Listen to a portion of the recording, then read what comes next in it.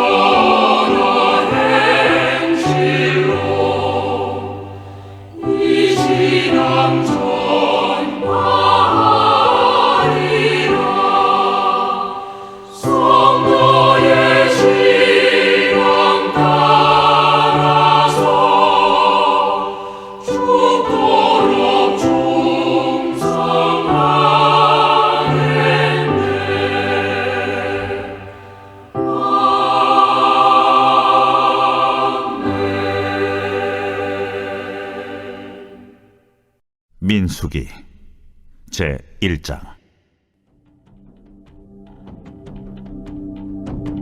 이스라엘 자손이 애굽 땅에서 나온 후 둘째 해 둘째 달 첫째 날에 여호와께서 시내 광야 회막에서 모세에게 말씀하여 이르시되, 너희는 이스라엘 자손의 모든 회 중 각 남자의 수를 그들의 종족과 조상의 가문에 따라 그 명수대로 계수할지니 이스라엘 중 20세 이상으로 싸움에 나갈 만한 모든 자를 너와 아론은 그 진영별로 계수하되 각 지파의 각 조상의 가문의 우두머리 한 사람씩을 너희와 함께 하게 하라. 너희와 함께 설 사람들의 이름은 이러하니 루벤 지파에서는 스데올의 아들 엘리술이요, 시몬 지파에서는 수리사떼의 아들 술루멜이요, 유다 지파에서는 암미나답의 아들 나손이요, 이사갈 지파에서는 수아의 아들 느다넬이요, 스불론 지파에서는 헬론의 아들 엘리압이요, 요셉의 자손들 중 에브라임 지파에서는 암미우스의 아들 엘리사마요, 므낫세 지파에서는 부다술의 아들 가말리엘이요, 베냐민 지파에서는 기드온이의 아들 아비단이요, 단 지파에서는 암미사떼의 아들 아히에셀이요, 아셀 지파에서는 오그란의 아들 바기엘이요, 갓 지파에서는 두엘의 아들 엘리아삽이요, 납달리 지파에서는 에난의 아들 아히라인이라 하시니 그들은 회중에서 부름을 받은 자요 그 조상 지파의 지휘관으로서 이스라엘 종족들의 우두머리라. 모세와 아론이 지명된 이 사람들을 데리고 둘째 달 첫째 날에 온 회중을 모으니 그들이 각 종족과 조상의 가문에 따라 20세 이상인 남자의 이름을 자기 계통별로 신고하매 여호와께서 모세에게 명령하신 대로 그가 시내 광야에서 그들을 계수하였더라. 이스라엘의 장자 루벤의 아들들에게서 난 자를 그들의 종족과 조상의 가문에 따라 20세 이상으로 싸움에 나갈 만한 각 남자를 그 명수대로 다 계수하니 루벤 지파에서 계수된 자는 46,500명이었더라.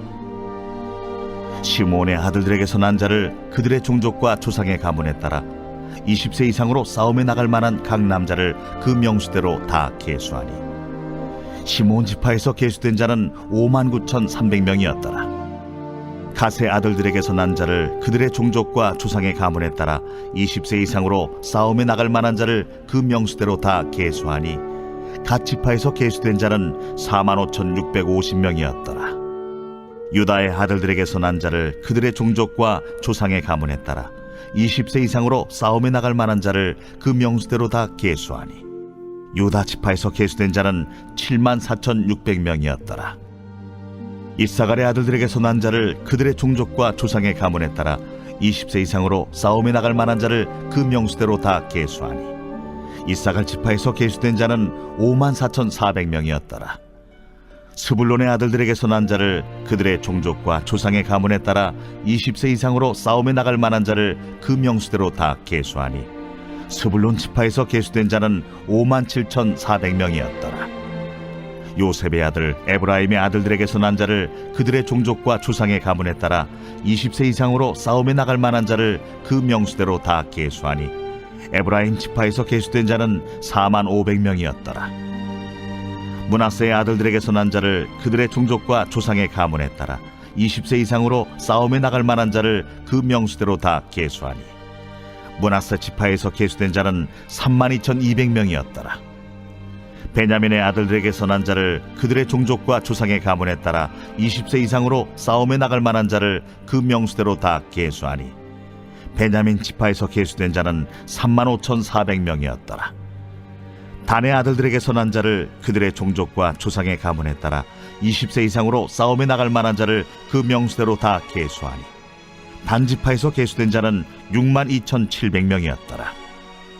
아셀의 아들들에게서 난 자를 그들의 종족과 조상의 가문에 따라 20세 이상으로 싸움에 나갈 만한 자를 그 명수대로 다 계수하니 아셀 지파에서 계수된 자는 41,500명이었더라. 납달리의 아들들에게서 난 자를 그들의 종족과 조상의 가문에 따라 20세 이상으로 싸움에 나갈 만한 자를 그 명수대로 다 계수하니 납달리 지파에서 계수된 자는 53,400명이었더라. 이 계수함을 받은 자는 모세와 아론과 각기 이스라엘 조상의 가문을 대표한 12지휘관이 계수하였더라. 이같이 이스라엘 자손이 그 조상의 가문을 따라 20세 이상으로 싸움에 나갈 만한 이스라엘 자손이 다 계수되었으니 계수된 자의 총계는 603,550명이었더라. 그러나 레위인은 그들의 조상의 지파대로 그 계수에 들지 아니하였으니 이는 여호와께서 모세에게 말씀하여 이르시되 너는 레위 지파만은 계수하지 말며 그들을 이스라엘 자손 계수 중에 넣지 말고 그들에게 증거의 성막과 그 모든 기구와 그 모든 부속품을 관리하게 하라. 그들은 그 성막과 그 모든 기구를 운반하며 거기서 봉사하며 성막 주위에 진을 칠지며 성막을 운반할 때에는 레위인이 그것을 걷고 성막을 세울 때는 레위인이 그것을 세울 것이요 외인이 가까이 오면 죽일지며 이스라엘 자손은 막사를 치되 그 진영별로 각각 그 진영과 분기 곁에 칠 것이나 레위인은 증거의 성막 사방에 진을 쳐서 이스라엘 자손의 회중에게 진노가 임하지 않게 할 것이라. 레위인은 증거의 성막에 대한 책임을 지킬지니라 하셨습니다. 이스라엘 자손이 그대로 행하되 여호와께서 모세에게 명령하신 대로 행하였더라.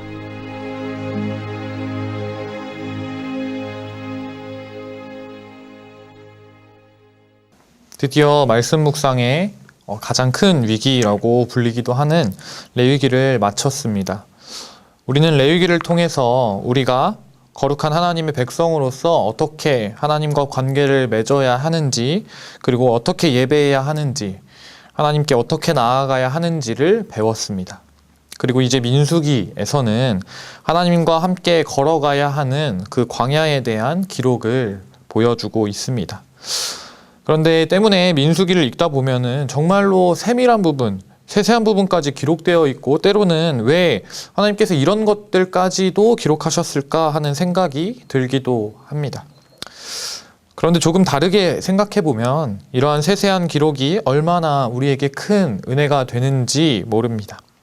하나님께서는 광야와 같은 우리의 인생길에서 정말로 자그마한 것, 보잘것없다고 생각되는 것조차도 하나님께서 상관하시고 관심을 가지고 계시다는 하나의 증거가 되기 때문입니다. 우리가 함께 민수기의 말씀을 묵상해 가며 우리의 머리털까지도 지키시는 하나님의 놀라운 은혜를 경험하게 되기를 간절히 소망합니다.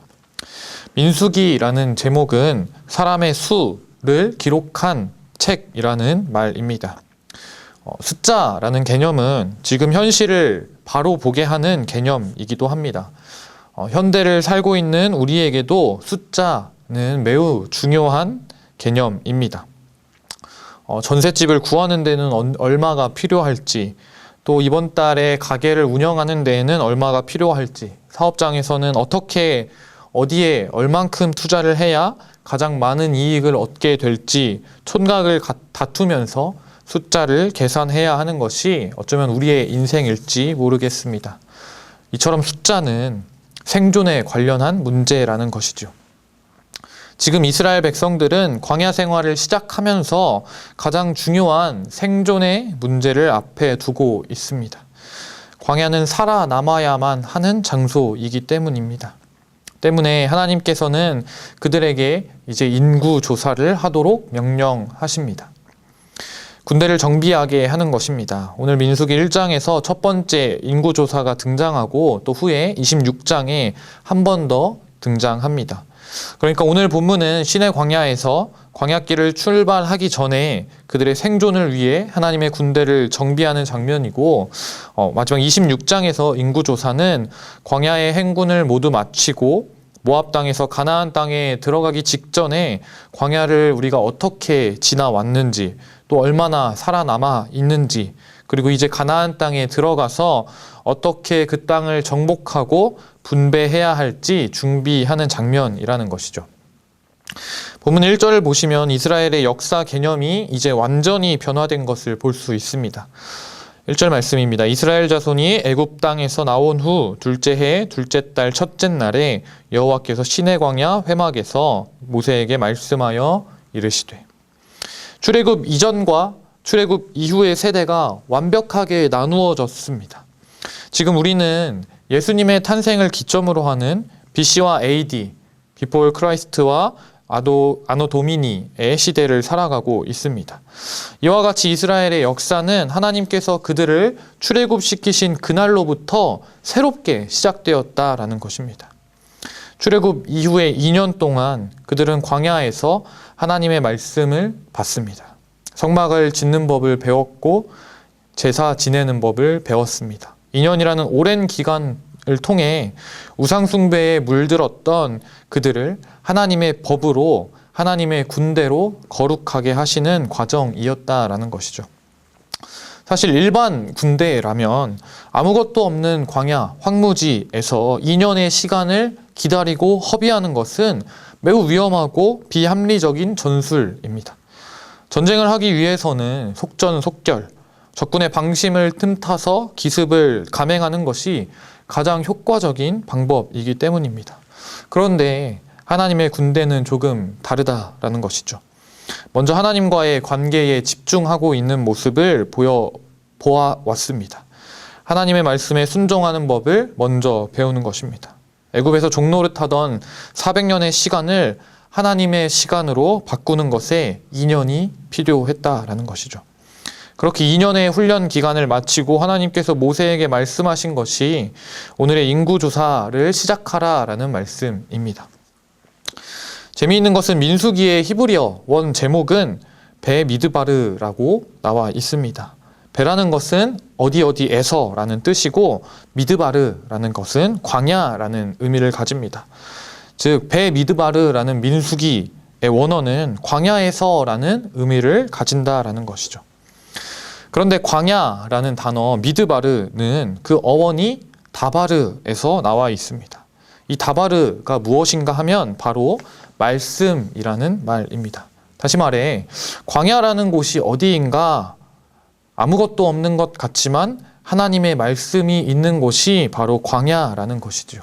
미드바르, 광야에서 다바르, 하나님의 말씀을 찾는 과정이 이들에게 2년 동안 필요했다라는 것입니다. 세상의 관점으로 본다면, 일반 군대의 관점으로 본다면 광야에서 정체된 2년이라는 시간은 너무나 비효율적이고 위험한 그런 시간들이었을 것입니다.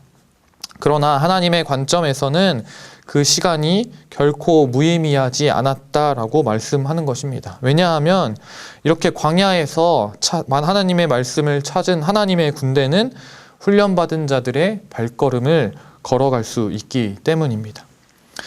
자신의 발끝만을 바라보며 더듬더듬 그들의 인생을 살아가는 사람들과는 차원이 다른 발걸음을 그들은 뗄 수 있게 된다라는 말입니다. 이들은 영원히 변하지 않는 진리인 하나님의 말씀을 들고 고개를 들어 약속의 땅을 바라보게 되는 것입니다. 그 약속의 땅을 바라보며 걷는 하나님의 군대가 되었다라고 민수기의 말씀은 지금 말하고 있는 것이죠. 우리가 이 사실을 기억하면서 광야에서라는 이름을 가진 민수기를 묵상한다면 이 기록은 더 이상 괴롭고 험난한 광야가 우리가 어떻게 살아가야 할지 보는 역사가 아닌 하나님의 긍휼의 기록이고 은혜와 승리의 역사, 승리의 기록임을 우리는 깨닫게 될 것입니다. 사랑하는 성도 여러분, 간혹 우리의 인생을 가리켜서 광야의 길과 같다라고 말하지 않습니까? 아무것도 없는 것 같고 날마다 부족하고 험악한 세월을 살아왔었기 때문일 것입니다. 그런데 하나님께서는 오늘 민수기의 말씀을 통해 우리에게 이렇게 말씀하십니다. 광야는 더 이상 아무것도 없는 황무지와 같은 땅이 아니라 하나님의 말씀을 찾는, 하나님의 말씀이 있는, 하나님의 군대로 훈련되고 있는 과정이라고 말하는 것이죠. 그 과정 속에서 하나님께서는 우리에게 만나와 메추라기를 통해 먹이시고 그 옷과 신발이 헤어지지 않게 하시며 낮에는 구름 기둥으로 밤에는 불 기둥으로 우리를 인도하시는 하나님이라는 사실을 기억하라라고 말하고 있습니다. 오합지졸과 같은 우리를 하나님의 군대로 변화시키는 것이 바로 광야입니다. 세례 요한은 광야에 외치는 자의 소리로 살아갔습니다. 메시아를 준비하는 자로서 광야에서 하나님의 말씀을 찾았고 훈련되어서 회개하라 천국이 가까이 왔다라고 하나님의 복음을 선포하는 사람이었습니다. 예수님께서는 공생애를 시작하시기 전 광야에서 마귀의 시험을 하나님의 말씀으로 이기셨습니다. 광야라고 하는 곳은 사실 아무것도 없는 것처럼 보이지만 하나님의 말씀이 있는 곳입니다. 사랑하는 성도 여러분, 광야와 같은 우리의 인생 가운데 하나님의 말씀을 발견하는 큰 은혜가 있기를 간절히 소망합니다. 우리의 인생은 끝없는 환난과 고난의 광야가 아니라 하나님의 말씀을 이끄시는 훈련의 기간이고 하나님이 책임지시는 인생임을 기억하기를 간절히 소망합니다. 오늘 모세에게 주신 하나님의 말씀은 무엇입니까? 전쟁에 나갈 사람들을 계수하라 라는 것입니다. 싸움에 나갈 만한 자들을 세어보라 라고 말합니다. 중요한 것은 이들이 전쟁에 나갈 수 있는 사람인가 하는 것입니다. 하나님께서 우리에게 너 스스로 싸움에 나갈 만한 자인지를 돌아보게 하시는 것입니다. 이제부터 시작되는 민수기의 험한 광야, 전쟁을 치르기 위해서 우리에게는 그러한 자세가 필요합니다. 하나님을 전적으로 의뢰하고 신뢰하는 마음이 필요하다는 것이죠. 싸움에 나갈 준비가 되었는지를 스스로 돌아봐야 할 것입니다. 나는 싸움에 나갈 준비가 되어 있는지, 치열한 광야의 전쟁에서 그 현장 속에서 하나님만을 끝까지 신뢰하고 있는지 돌아보아야 합니다. 이스라엘 군대에 계수된 자의 총 개는 60만 3,550명이었습니다. 여기에서 우리는 놀라운 하나님의 신실하신 은혜를 바라볼 수 있습니다. 아브라함에게 약속하신 그 하나님의 말씀을 우리는 기억해야 할 것입니다. 창세기 22장 17절의 말씀입니다. 내가 내게 큰 복을 주고 내 씨가 크게 번성하여 하늘의 별과 같고 바닷가의 모래와 같게 하리니 내 씨가 그 대적의 성문을 차지하리라. 아멘. 하나님께서는 자신의 약속을 반드시 지키시는 참 하나님이십니다. 요셉을 통해서 애굽 땅에 들어간 70명의 자손들이 이제는 싸움에 나갈 만한 군대 60만 명을 이루고 약속의 땅인 가나안을 향해 행군하기 위해 준비하고 있습니다. 400여 년의 고난의 시간 속에서도 하나님께서는 끊임없이 자신의 약속을 신실하게 이루고 계셨음을 우리는 기억해야 한다라는 것입니다. 사랑하는 성도 여러분, 혹시 지금 고난 중에 환난 가운데 있다라고 느껴지신다면 그 광야와 같은 인생에 주시는 하나님의 약속의 말씀을 붙잡는 은혜가 있기를 간절히 소망합니다. 설사 지금은 비록 애굽의 노예와 같은 삶이라 할지라도 광야의 척박한 땅을 걷고 있는 순간과 같다 보이지라도 하나님께서는 반드시 자신의 약속의 말씀을 이루시는 신실하신 참 하나님이십니다. 우리가 이 약속의 말씀을 붙잡고 한 걸음 한 걸음 광야의 걸음을 걸어 나아갈 때 하나님께서는 우리를 그 신실하신 하나님의 군대로 변화시키시며 약속하신 젖과 꿀이 흐르는 땅으로 인도하실 것입니다. 베미드바르라는 광야와 같은 인생길에서 다바르, 하나님의 말씀을, 하나님의 약속을 붙잡는 하나님의 군대가 되어 나아가기를 간절히 소망합니다. 함께 기도하겠습니다. 사랑하는 하나님, 너무나 감사합니다. 우리 가운데 날마다 약속의 말씀으로 허락하시고 그 광야와 같은 인생길에서 주님의 약속을 신실하게 이루어 가실 주님을 기대하며 나아갑니다. 주님, 비록 우리의 삶이 지금은 광야와 같고 척박한 땅에서 한 걸음 한 걸음 나아가는 것 같지만 그 가운데서 하나님 당신의 약속을 이루시고 주님 우리를 하나님의 군대로 이루어 가실 주님을 기대하며 나아가오니 주님 우리를 인도하여 주시옵소서. 그 속에서 주님 날마다 우리에게 만나와 메추라기로 먹이시고 불기둥과 구름기둥으로 우리를 입히시고 보호하시는 그 하나님을 우리가 느끼게 하시며 그 풍성하신 하나님의 은혜 가운데 날마다 약속의 말씀을 붙잡고 나아가는 주님의 군대되어 나아가기를 간절히 소망합니다. 주님 그 약속의 말씀을 우리 가운데 허락하시고 그 말씀 가운데 주님을 온전히 신뢰하는 주의 군사되어 나아갈 수 있도록 주님 인도하여 주시옵소서. 사랑이신 예수 그리스도의 이름으로 기도합니다. 아멘.